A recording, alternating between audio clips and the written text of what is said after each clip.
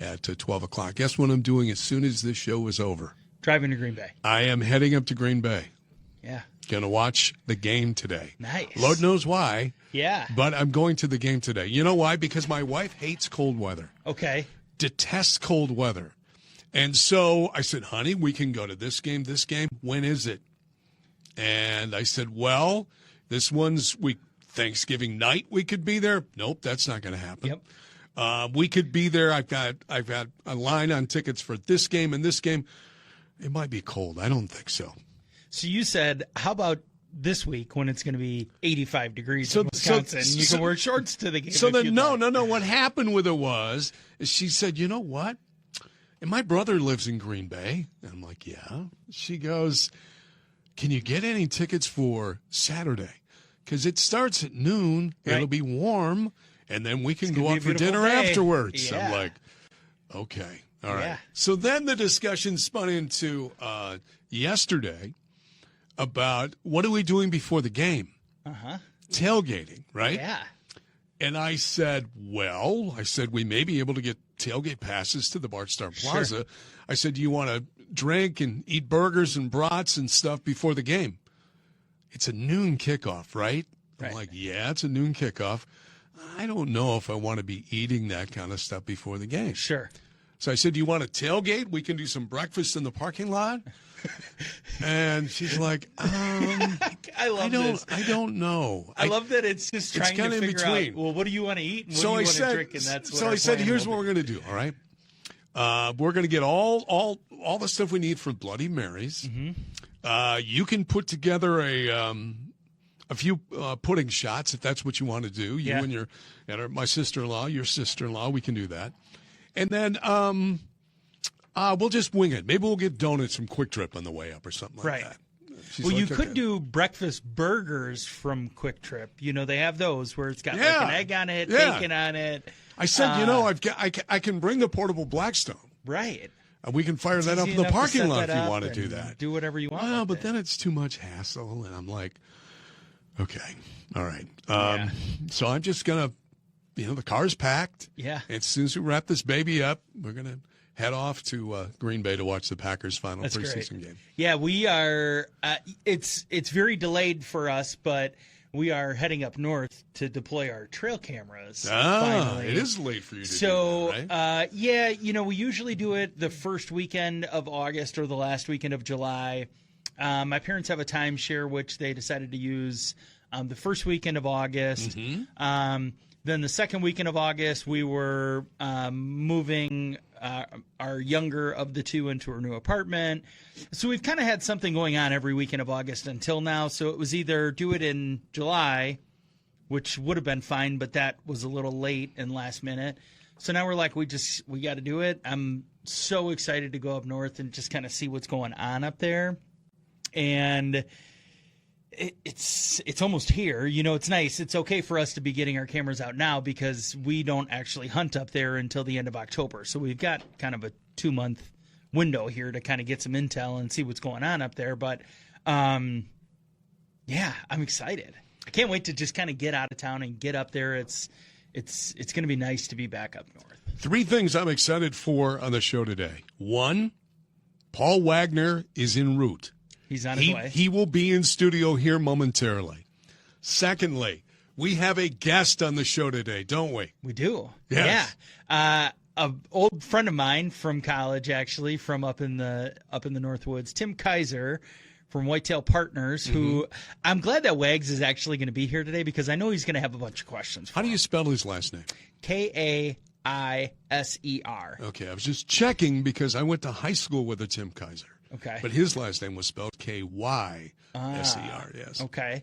Yeah. So Wags has kind of been on me about, trying to find somebody that I think he just wants free advice on what to do with his property and his food plots. So. You know what's going to happen during this interview, right? Yes. He's going to be taking notes. He is. He's going to be taking phone numbers down. He's doing all of that. And as soon as we wrap the interview, he's going to say, can I have your phone number? I'd love to talk to you about this afterwards. Yeah.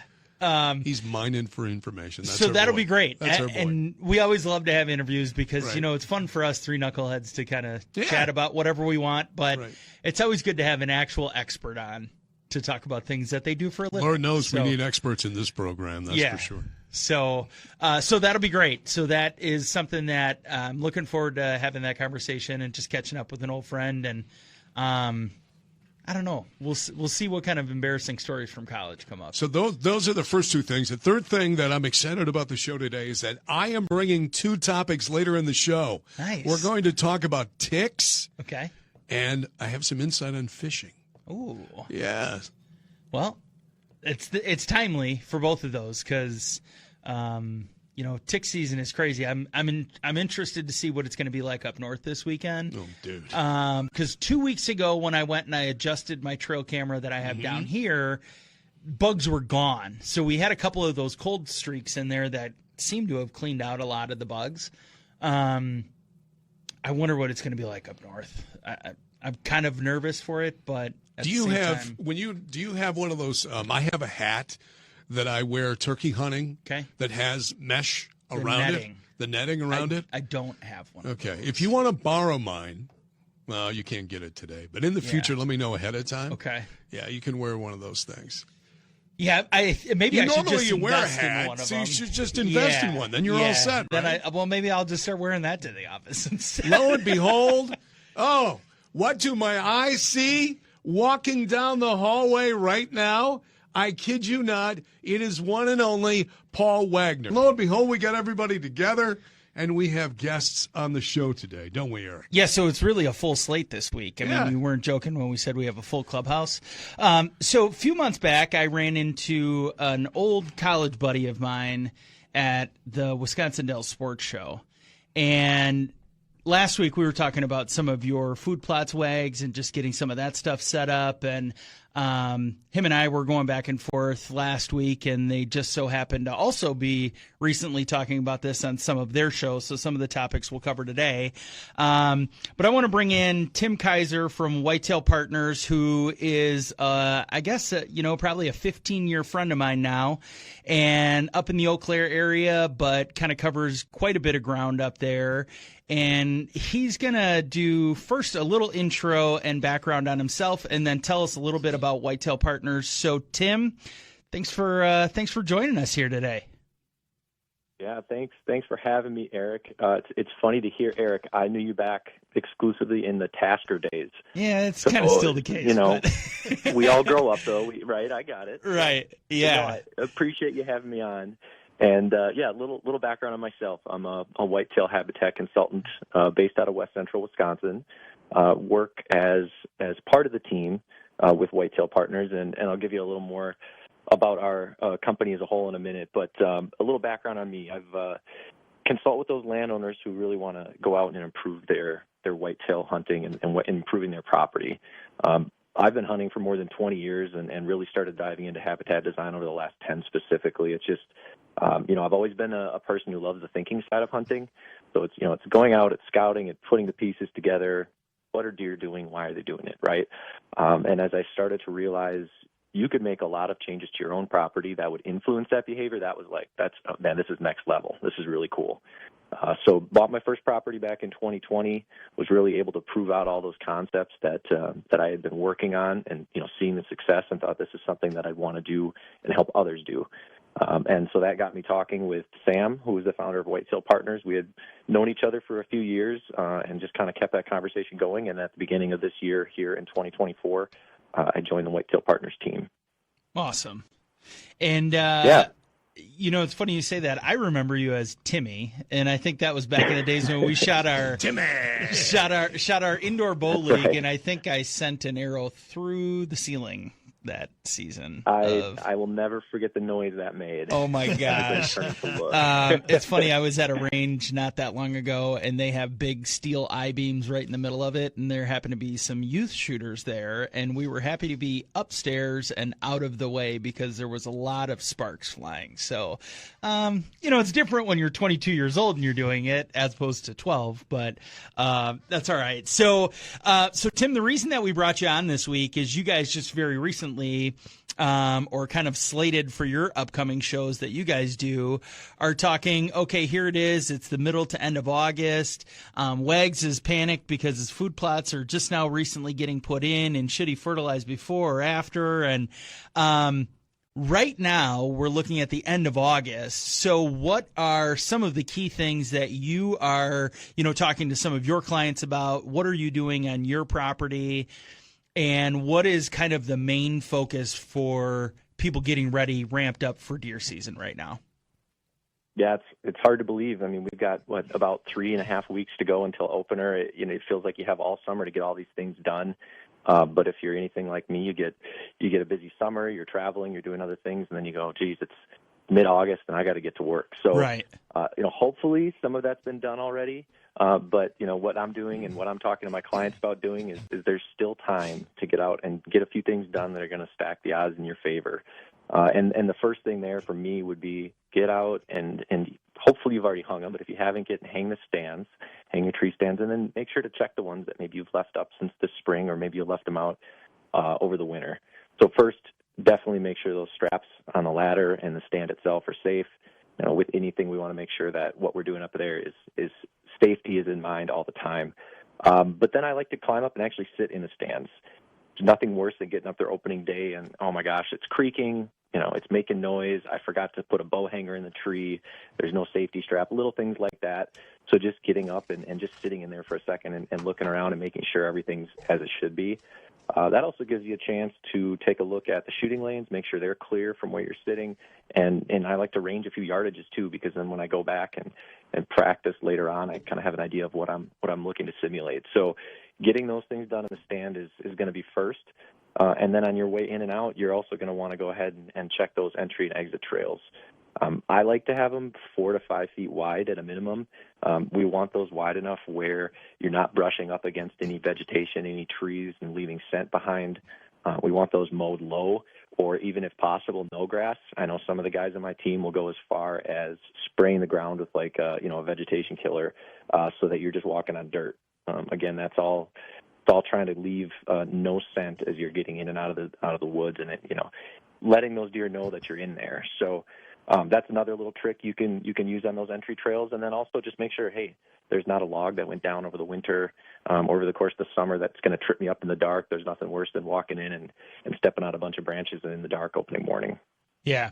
I see Wags is writing notes down here. I think Wags is thinking, I'm going to cut lanes so I can drive my ATV to within about 3 feet of where I shot that deer, so I don't have to drag it anywhere. No, the biggest thing that I like what you said is to check the straps. I'm not a guy I don't pull down my ladder stands or my hang-ons. There's a lot of things that I know I do incorrectly, but going out there and checking for straps, make sure they're not rotted, make sure the squeaks are there. That's huge, because I think that's something that you push off to later, and you actually address that almost immediately. And that's something that I always push off to the end, and I'm always sitting there thinking, damn it, I should have done this a little bit earlier.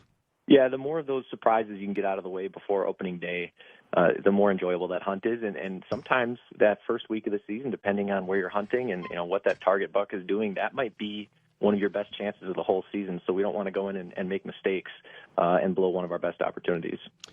Tim Kaiser is our guest here on Tailgate Talk. Hey, I want to ask you a little bit about food plots. You can walk into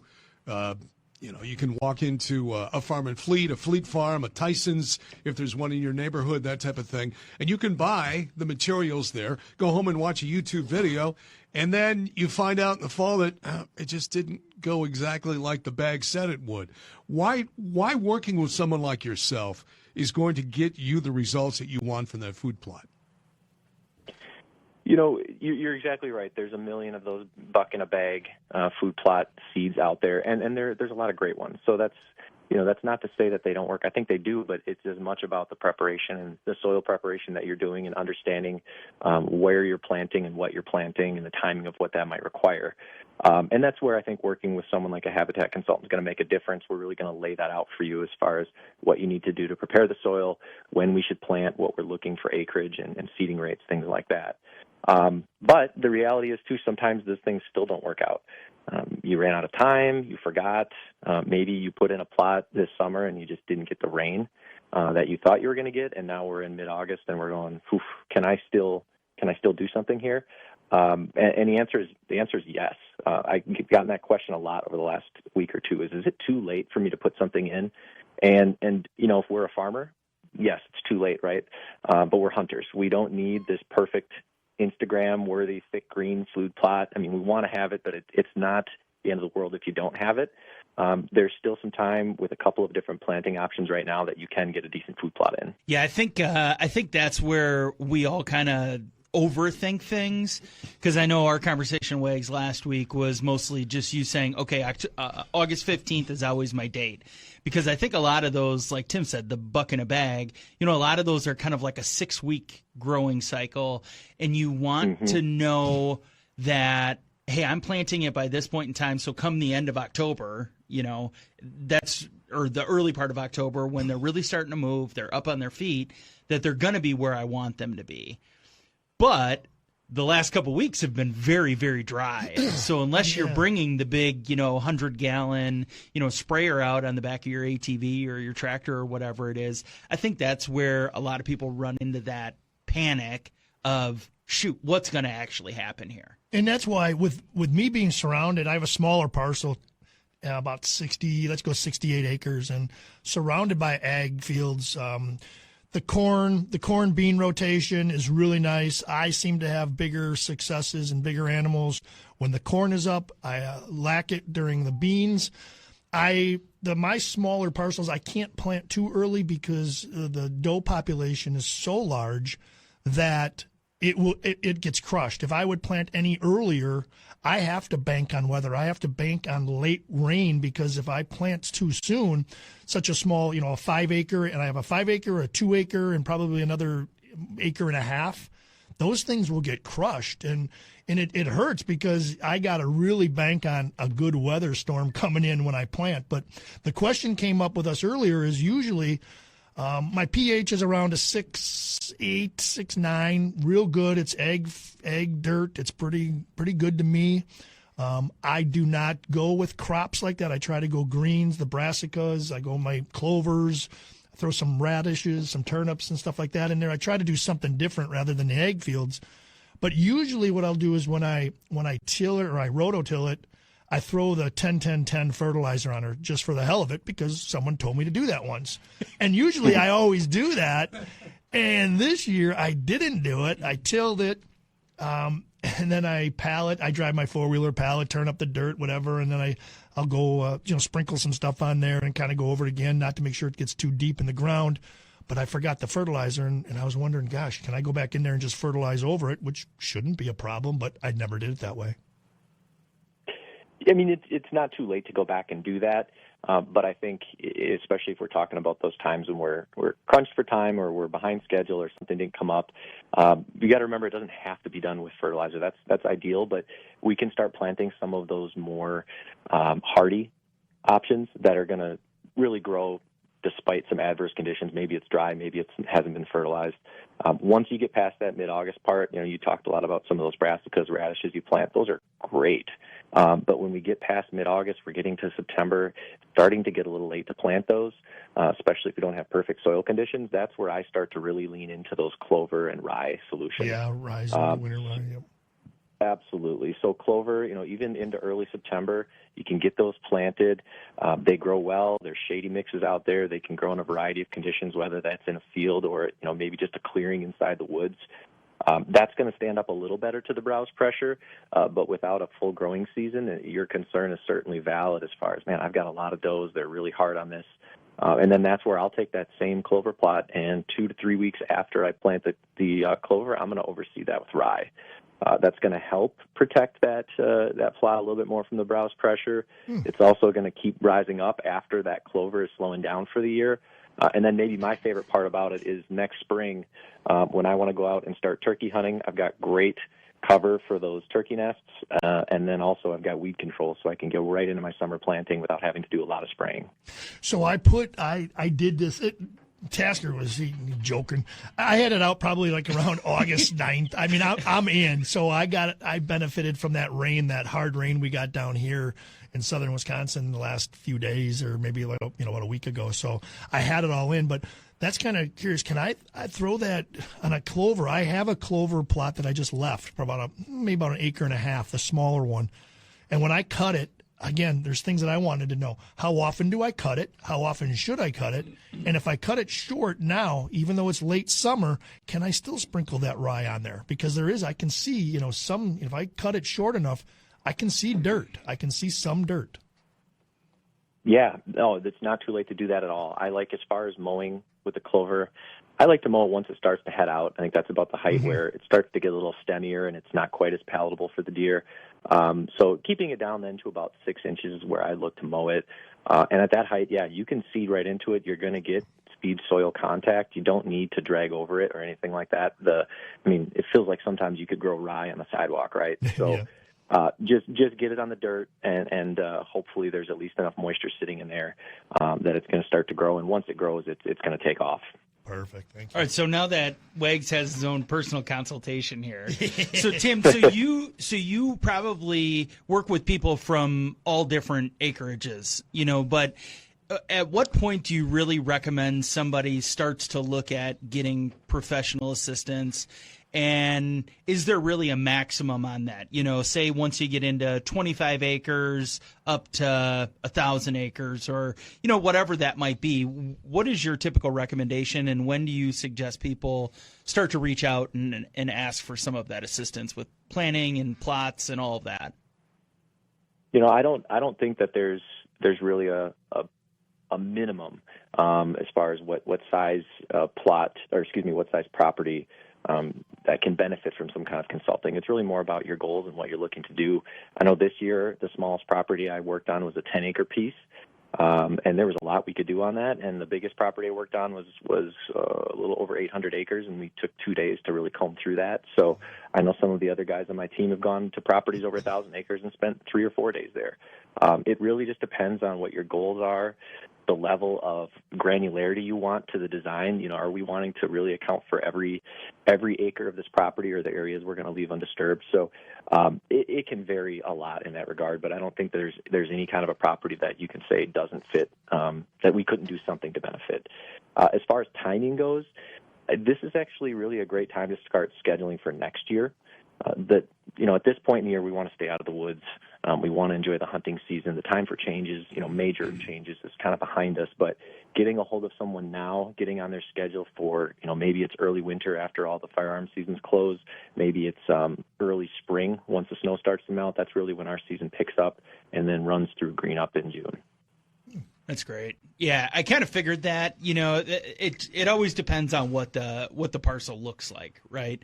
I mean, like my uncle's cabin that we stay at up by you, it's 5 acres. It's very narrow. There's not a whole lot you could do with it. But, once you start getting into some of those, 10-acre parcels and they have, a little bit of, characteristic to it, I think that kind of changes the game for you guys. Sure. So, Tim, how do people find you? We're going to start kind of wrapping up here, but I want to make sure to get all of your information in here, and I will drop all of that in the show notes here. But how do people find you? What's the best way? And how do they follow along? No, I'm glad you asked. So our team at Whitetail Partners, our website is just whitetailpartners.com. It's a great resource if you want to reach out and get a hold of someone. We have 8 regional consultants all over the country. I think we covered 25 states last year and over 10,000 acres. So we kind of cover the whole gamut there as far as you can plug in there and say, hey, this is where my property is. Who would I be working with to get information? But we've also got a really great list of resources and articles that we put together to help, somebody who's looking to get a start on this. Maybe they want to do some DIY stuff. That's a great place to start, too. So whitetailpartners.com, and then also follow along on Instagram. I've got my own personal Instagram where I'm always posting updates, tips, ideas. That's Tim_Whitetail_partners. And then our team's Instagram page is just Whitetail_partners. That's awesome. Yeah, I noticed you guys all kind of have the same kind of layout for it. So it's like Sam_Whitetail Whitetail _ and all of that. So it makes it easy to follow along with your team. Well, I don't know if there's anything else that you might have to add in. Otherwise, we'll wrap it up here. And thank you, sir. I know that Paul. I know Paul Wagner wants your personal phone number. I can get that. He'll call you after the show. We'll make it happen. Thanks, Tim. It's good. Thank you, Timmy. It's just good to pick somebody's mind. I love it. All right, good stuff. Tim Kaiser, friend of show now, right? Yeah. Yeah. Yep. Sure is. So, do we really want to go into detail how you put an arrow into the ceiling? Yeah. I bumped my release and put one right through the roof. Okay. So, all those times you go to, like, whether buck rub, whale tails, right. Any of these ranges that are indoor ranges, and you see the arrow that's sticking up in the ceiling. You're the guy. It was the most embarrassing thing that had ever happened because of course, it's so loud, so you can't get away from it. And you're the guy looking around like, yikes. Yeah, I did that. Yeah, that was me. So... It's like that guy that's in the box and the bat slips out of his hand and it goes like 4 rows deep and he's looking around like, what, and like he's looking at his hands, his gloves, it's the bat. It was the handle. It wasn't me. It was the handle. That's what it was. Right. That's what it was. That's what it was. So. All right. We're going to take a quick break. We'll come back with more Tailgate Talk. Eric Tasker is here. Paul Wagner is in studio. As we continue, we're going to have some tick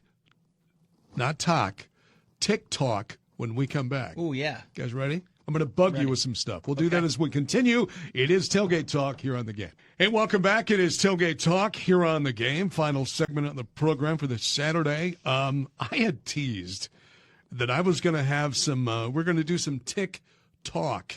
Not TikTok. Love that. Tick talk. Okay. Reason I bring this up, I was listening to another outdoors radio show. Okay. Sorry, guys. And they were talking about that Dawn dish soap. Yeah. You've seen that like when there's an oil spill. Remember the commercial where they clean the ducks and save yep. the birds and that type of stuff? Well, what they were talking about was that the story that Dawn soap, if you have a tick, if you apply some dish soap to it, that the tick will recoil, it will come out, and if you do enough of it, it will curl up and die. Okay? Mm. So I thought, really? Okay, was this a wives' tale? Is this a myth? Whatever. So I dug around a little bit, and we're going to do a few tick questions for you guys, right? Okay. Applying petroleum jelly or dish soap to a tick will cause it to release and crawl away. Is that a myth, or is that 100% true? I'm going to go myth. I'll say true then. Okay. I'll go opposite of you on that one. Fact is, applying anything to a tick prior to removal is unnecessary and potentially harmful. It will not encourage the tick to withdraw. If the tick senses danger, it may spit its gut contents into the bite. Oh, perfect. Making it even worse. Okay? Ugh. Here's another. Burning an attached tick with a lighter will kill it. True. I say that'll make it true to a point.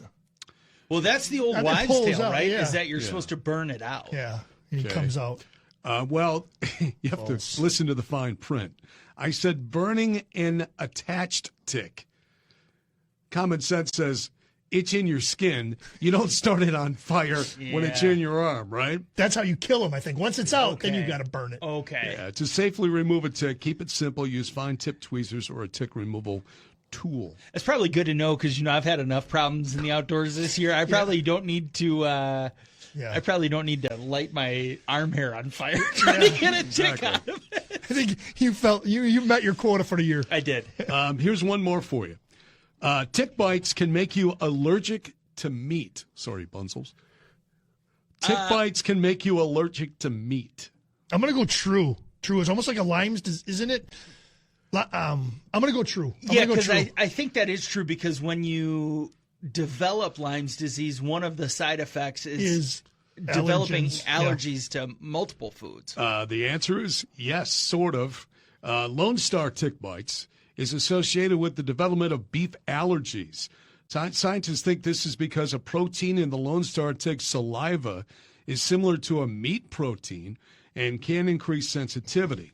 So there you go. That is one of those that is true. Let me see if I got one more for you. If you find a tick on your body, you should take antibiotics to prevent disease. Not unless you develop symptoms. Yes. Removing ticks promptly reduces the risk of infection dramatically, so regular and thorough tick checks are your best medicine. Unnecessary antibiotic use is a major public health concern because it reduces the effectiveness of these medicines for everybody. That's what I thought. That's when you take, for a first date. For a first date, you should take your new girlfriend turkey hunting in the spring, and then when you get back, you say, "Nice." You ever hear that Brad Paisley song? We need to check you for ticks. We have to do a tick check. Yeah, there you Tick go. check. Was that your pickup line back in the day? If I would have known it, I would have used it. Yeah, so I was, like I said, listening to a show the other day, and they were talking about the Dawn soap thing, and I'm like, really? Is that really? But then I thought, you know what? Why not? Maybe it would work. What do you got to lose, right? Have either one of you guys had Lyme disease? No. Okay, my stepson had Lyme disease when he was, 11, 12 years old. Really? Oh, it was a mess there for a while. Really? Yeah.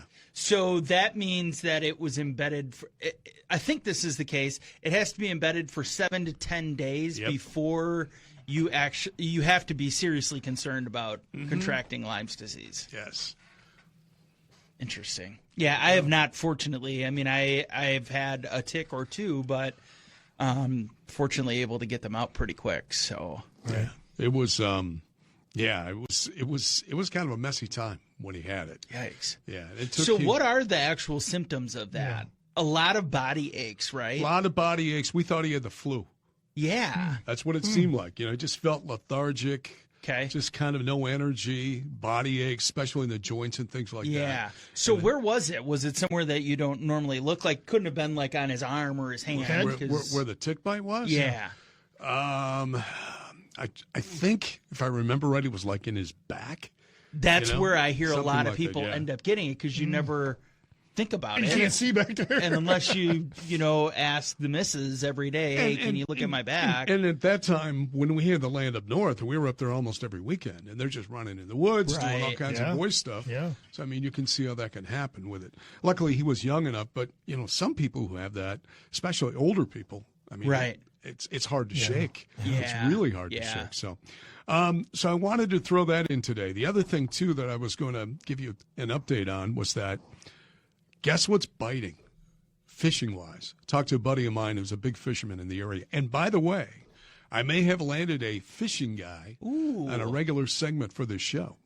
Oh, nice. That's good to hear. Yeah, so we need somebody. It's like in the coming weeks, we're going to have our own fishing correspondent. He's going to tell us about and I ran into him on Monday. He is a competitive walleye fisherman. Okay. And he was just in a tournament in the La Crosse area last week. Okay. So we're trying to nail down a time where he can be part of the show. So I'm going to say the walleye are biting now. Yeah, no. The muskie are biting. The bass. For sure. I know the bass are. Actually, right now what's biting is the bluegills. Pretty heavy. Interesting. And he said use the red worms. Little red worms. Yeah. Yeah. Those are what they're hitting on right now. Okay. They're hitting on them out there by you in Oconomowoc, I heard. I bet. I know that talking to some people where I live over by Rock Lake in Lake Mills, and they're saying, they're really hitting right now, too. Yeah. Look at this show. Man, we're spreading out, guys. Well, I'm getting a little nervous here because it's becoming an outdoor show again. Yeah. How crazy is that? I don't know. We got a lot to talk about, though, now as we're heading into deer season, and it's just... Here's some big ones that were just caught over there by you. Oh, really? In the woods. Oh, yeah. Very nice. You look a lot younger there, Wade. Yeah, I wish. I sure wish that was me. Oh, man. So let's take a final lap here and talk about our sponsors and all the great support. Start with your day job this summer. We were talking before we started the show today. The Dock Hounds are getting it done down the stretch. It's all that pitching, Eric. That's what it is. I know. That pitching staff has risen to the occasion because of the tutelage of one Paul White. Yeah. No, but we really turned the corner. We figured it out a little bit midsummer here, and guys are starting to play good. We're at this time, early part of this week, Robin Yount came in. We had Leroy Butler in. We just agreed with a Leapin' Lemonade deal. So we have Leapin' Lemonade now at the WBC Park. Yeah. And that's where both of these guys came in. And Robin came in on Monday. What a great individual. I've known him for so many years. And the fans that still love him and adore him and everything that you've seen from his 3,000 hits to saving, the Juan Nieves no-hitter, the diving catch, just the things that Robin Yount meant. And when you get to see him and talk to him and the way he interacts with the people, it's so hard to believe that he's 70 years old. Did you hear his story the other day when he was on the broadcast talking about how he became the center fielder for the Milwaukee Brewers? I did not. It was really interesting. He talked about how they started out putting him in left field. And he said, I had no business being in left field. I was an awful left fielder. I hated it. What was his reason for the move from shortstop? Because of the arm. Because of the arm. Because okay. Remember, he hurt his shoulder, his arm, something like that, and he couldn't make the throw anymore. Oh, so okay. they moved him to the outfield because, he was a tremendous hitter right. and speed and everything else. So we'll just put you on the outfield. So Rick Manning was his center fielder at that time. And he kept on calling him. I knew this, but if you don't, his nickname was Archie. So if I say Archie, you know what I mean. So when he said, I had no business, I butchered balls. It was just brutal. And he said, I can't remember where they were at, but he said, we both converged in a fly ball. And he said, I know one of us caught it. I remember that much. But what I remember more so is that back then in Wags, you used to wear them, the spikes, and the heel, it was like 3 of them, like in a circle pattern, right? Yep. He said, so what do? I step on Archie's toe and I break it. Broke his toe. So he's got to go on the disabled list. So they have nobody else to play center field. So they're like, well, Robin, why don't you go play center field? So Robin says, I go to center field because Archie's on the DL, and I'm liking it. It feels like home to me. I can see the ball. I don't have to. He said, I was like really good, but I knew that Manning is coming back because Rick Manning was a Golden Glove outfielder. Yeah. He said, so here's Arch coming back. He said, so I pulled him aside and I said, hey, do you ever think about, what do you think about playing left field? He's like, and I'm thinking he's going to say no way because he's a Gold Glove center fielder and all this stuff. And he goes, Rob, for you, why not? I'll go play left field. I don't care.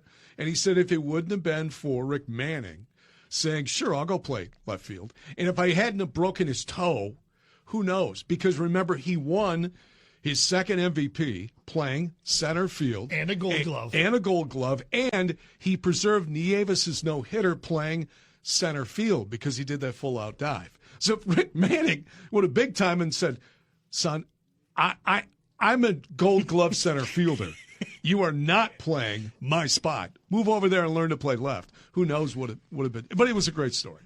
Or Bud Selig came down there and said, hey, Rick, if you don't go to left, we're gonna release you. Yeah. Because Robin is the kid. We can do this the easy way or we can do this the hard way. Yeah. And real quick, we want to do a big shout-out to Bunzels, too. Yeah, you missed this last week. So our latest thing that we've come up with as Bunzels is that we need to have a Tailgate Talk meal deal.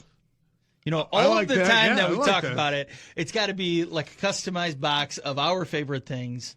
And we got. So it's like Oprah. You get a beefsteak. You get a beefsteak. And you get a Tailgate Talk and sweet you meat get a deal. steak. And you get Yes. okay, I love it. Right? But, if you're listening to us on Saturday, they also have their deli open, which we don't talk about that much, but they've got a whole bunch of, smoked sandwiches, barbecue smoked beef, beef shoulder, pork shoulder, Polish sausage, baby back ribs. They've got all sorts of stuff that you can just walk right in and get all of those. And how good does this sound? Roasted duck fat potatoes. Roasted duck fat potatoes. Ooh.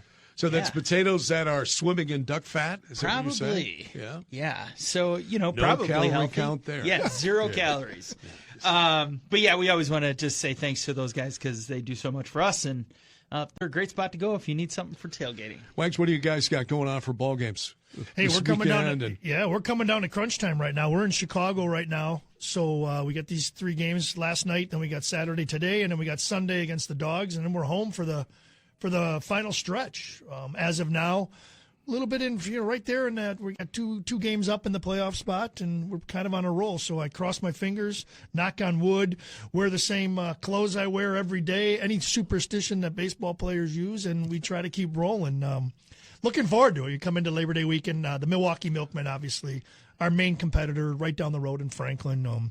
Great entertainment, great baseball. As much as I'm a Dachtown fan, the Milkmen are part of Wisconsin baseball, and I enjoy the competition. We enjoy going down there. They come up by us. So hopefully these next 4 days, or the 4 days at Labor Day weekend, it comes out. That could be pretty nice. That could be determining. The website is dachhounds.com, dachhounds.com to find out just getting more so about smooth with it over there, huh? that. Yeah. Lake Country. I didn't say county. Lake Country. LakeCountry.com. That's right. Oh, man. You know what? If you give me like a jersey or some swag, I'd wear it every time we do the show. If you come out to a ball game, that's where you pick them up.